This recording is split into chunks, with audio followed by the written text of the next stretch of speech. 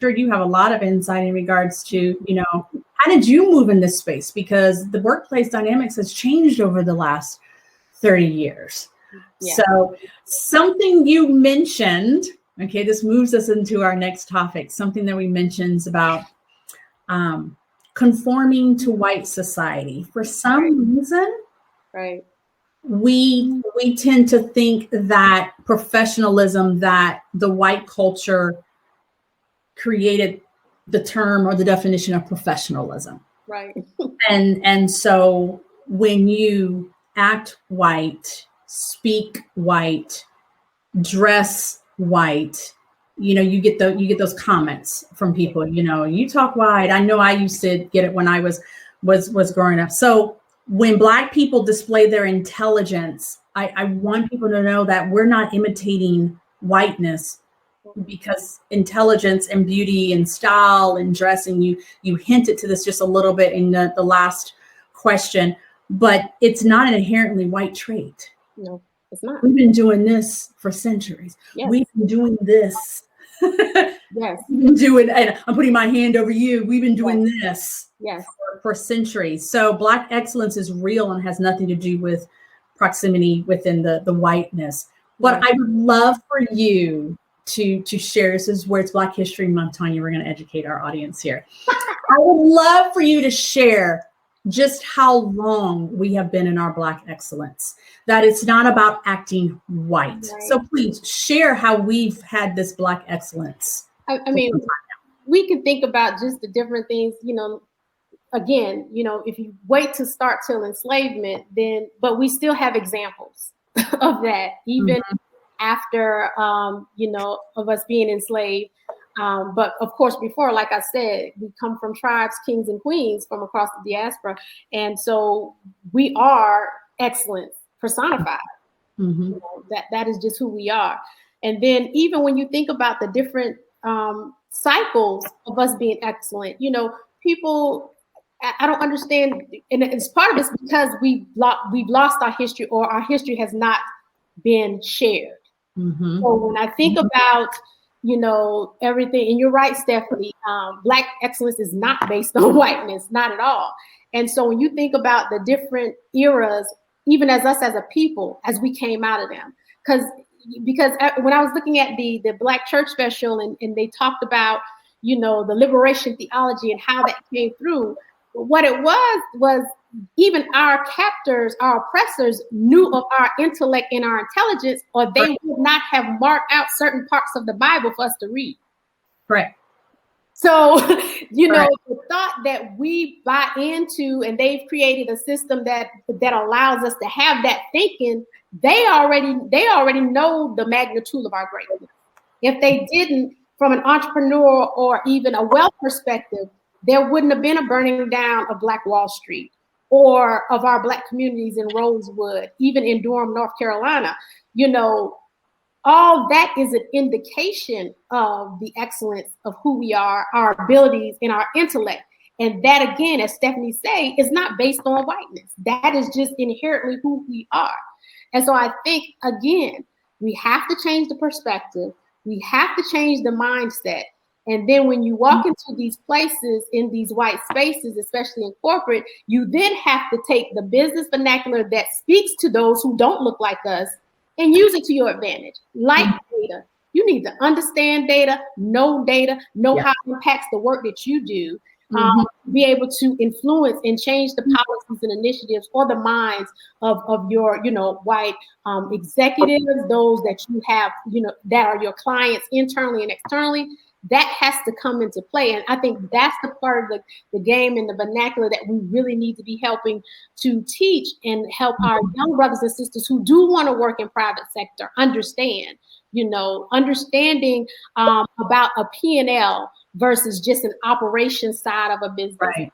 P&L makes money. You notice that there are not a lot of Black executives on the P&L side. You'll see plenty of chief diversity officers. You see, plenty of HR officers, head of technology, but the profit and loss side, where the money is made. Shout out to my sister at JP Morgan, Thashonda Zara, who's over the CEO of Consumer Bank there. that's huge, but that's not the norm, and so we have to be, able to really understand the nuances from the business side. And I like Portia's comment, when we deliver excellent, it quiets exactly some of that noise. And the key to that is being able to own, especially really understand that business acumen side of what you're there to do, and to be able to present that in a good way. Exactly. And Kia, I would show it across the screen. Let me see how because you have a great, okay. So we'll finish it. When Kia says, when you seek out a role and get it, practice those skill sets you wish to acquire for the next role in that role. And she said, for me, I only stay in a role for 3 years. So year 1, this is where you're being strategic. Right. Exactly. Yes. Year 1, Kia says, listen and learn. Year 2, build, achieve, and align with allies. Year 3, prepare for transition. And article, put down accomplishments you need to hear for the next role. And Kia, that's huge. I always say have a brag sheet. Yeah. Have a brag sheet. So when you do your performance reviews, when you transition to a new role, you can easily speak towards what you have accomplished. And that's a great point, Kia. But, where, and going back to, I guess childhood, where, in my household, we always spoke well. Yeah.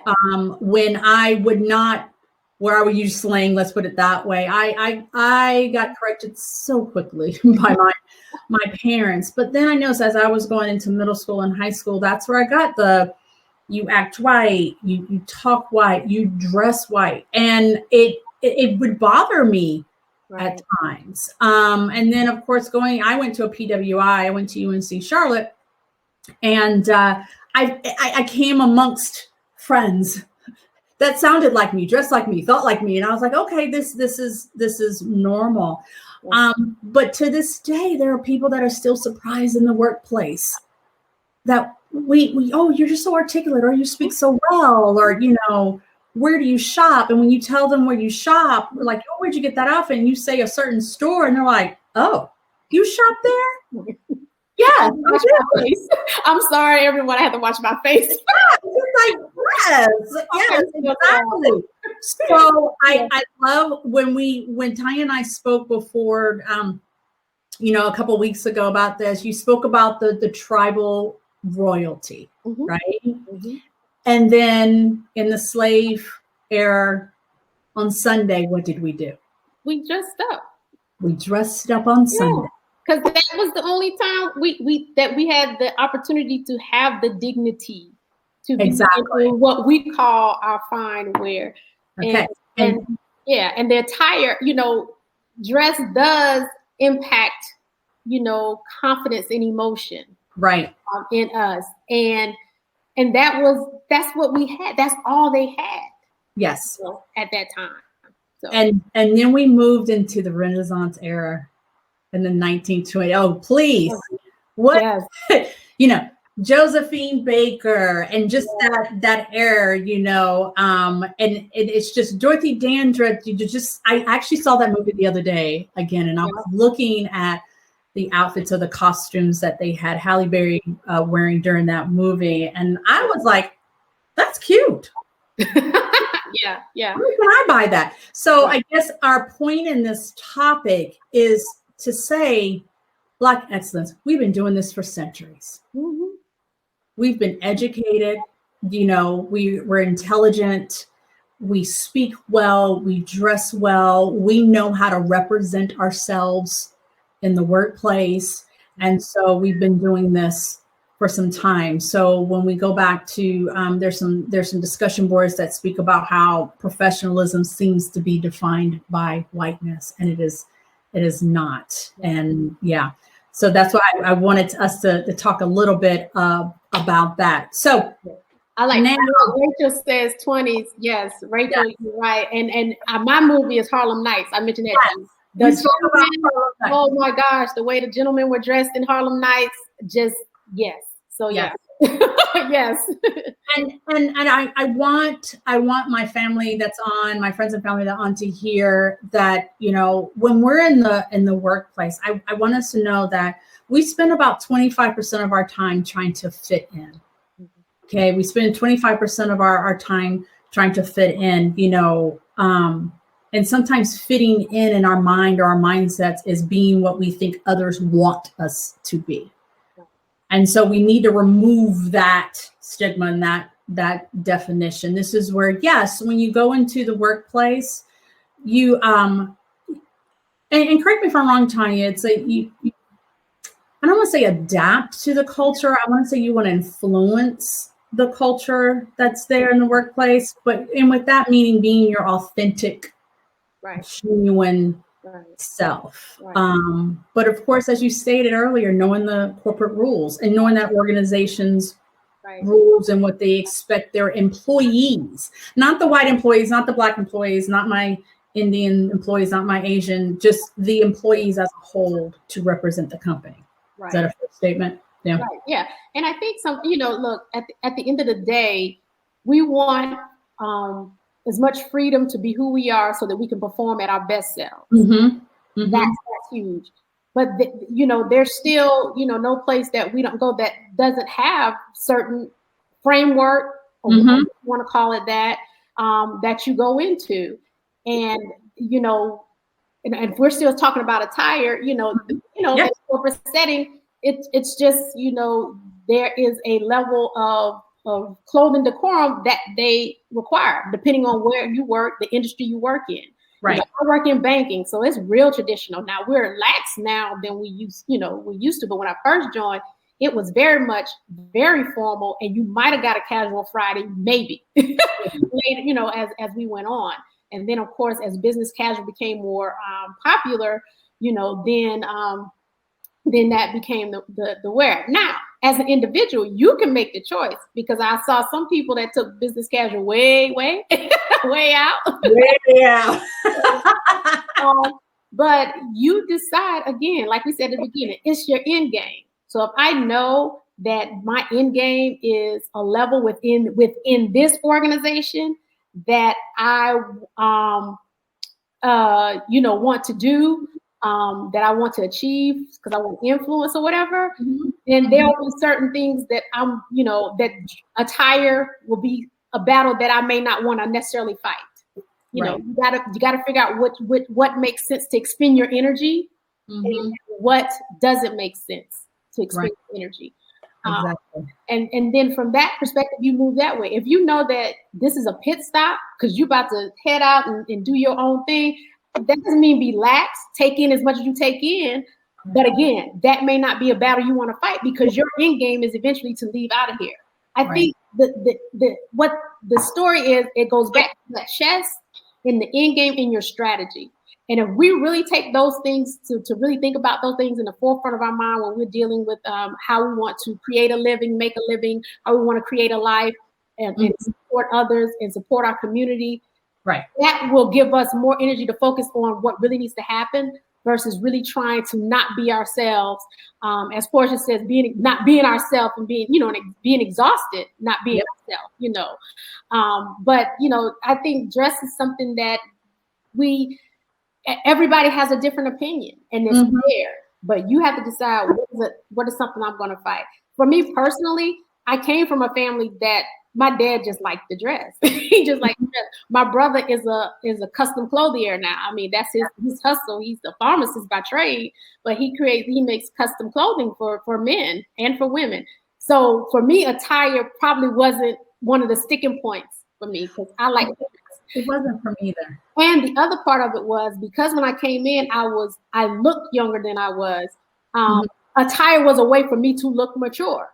Yes. That's a good point. And that's a really good point. Attire wasn't something for me either. My mother always had us dress. She always says that she wasn't going to look like $1 million, and me and my sister and my siblings looked like $5. So, but you made a good point about what battle do you want to find what is your end game, because I do know I have actually heard when I was in the corporate world, I would hear colleagues say, you know, that dress code, I'm not playing that game. I'm not playing the game. And I'm like, again, that's where we come back to playing the game. And I'm like, how did the dress code become playing the game? But like you said, I would see individuals at one of my former employers where I would it was casual every day. And so I would see things and want to ask, you know, where are you going? Where are you coming from? I mean, honestly, I would ask them, because that's just how I wasn't raised. Right. Even when it was casual. So this is what, like you said, you know, how do you want to be strategic in regards to dress? But knowing that we've always knew, our culture always has known how to dress. Yeah. White people did not define that for us. No. Right. And I think we also have to take consideration our brothers and sisters who may not have the attire, the appropriate attire people feel is appropriate. Right. And, you know, that's another way we support each other internally. Absolutely. You know? I was just about to say that. How can we support each other? And whether it's, you know, giving them a resource, it's not about, you know, saying you need to go buy this. It's say, hey, you know, here's some suggestions on what you do have, how it can look different, or where you are able, some simple things to help you, because sometimes they just don't have it. Right. And they just need someone to coach them on how do I do it until I get the means to get to where I want to be. But again, we have to be helping each other and not making assumptions about what we see externally. We can't make assumptions about the person who dresses very well, that they look down on everybody else, but we can also make assumptions about people who don't have the means to dress as well or according to corporate rules, and that they don't care. They may not have. So again, it's really about starting with self. We have to be self-aware. Our emotional intelligence has to be at a level where we can really be impactful to help people, to help ourselves. Absolutely. So